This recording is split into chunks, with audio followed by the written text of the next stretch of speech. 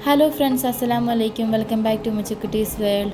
ഇന്ന് ഞാൻ വന്നിരിക്കുന്നത് പെട്ടെന്ന് തയ്യാറാക്കാൻ പറ്റുന്ന 5 മിനിറ്റ് കൊണ്ട് തയ്യാറാക്കാൻ പറ്റുന്ന ഒരു ഇഫ്താർ സ്നാക്കിൻ്റെ റെസിപ്പി ആയിട്ടാണ്. അപ്പോൾ നിങ്ങൾ വീഡിയോ സ്കിപ്പ് ചെയ്യാതെ ഫുള്ളായിട്ട് തന്നെ കാണണേ.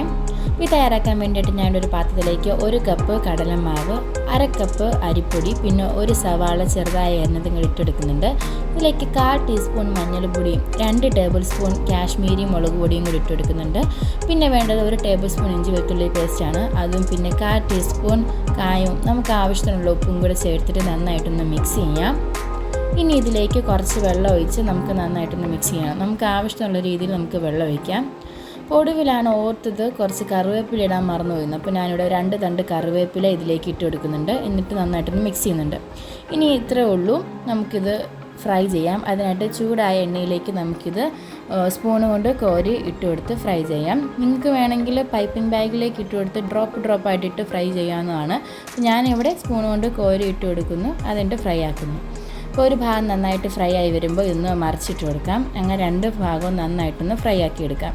2 ഭാഗവും ഫ്രൈ ആയി കഴിഞ്ഞാൽ നമുക്ക് ഒന്ന് എടുത്തു വെക്കാം. ഇനി ബാക്കിയുള്ള ബാറ്ററും കൂടെ നമുക്കിതുപോലെ ഫ്രൈ ആക്കാം. അപ്പോൾ ഇത്രയേ ഉള്ളൂ, വളരെ എളുപ്പത്തിൽ തയ്യാറാക്കാൻ പറ്റുന്നുണ്ട്. 5 മിനിറ്റ് കൊണ്ട് നമുക്ക് തയ്യാറാക്കാൻ പറ്റും.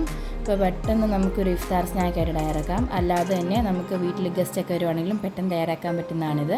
അപ്പോൾ എല്ലാവർക്കും ഈ വീഡിയോ ഇഷ്ടപ്പെട്ടെന്ന് വിചാരിക്കുന്നു. ഇഷ്ടപ്പെട്ടാൽ ലൈക്ക് ചെയ്യുക, ഷെയർ ചെയ്യുക, നിങ്ങൾ ട്രൈ ചെയ്തിട്ട് ഒന്ന് അഭിപ്രായം കമൻറ്റ് ചെയ്യുക. അപ്പോൾ ഇത്രയേ ഉള്ളൂ. എല്ലാവർക്കും അടുത്ത വീഡിയോ കാണാം. ബായ്, അസ്സലാമു അലൈക്കും.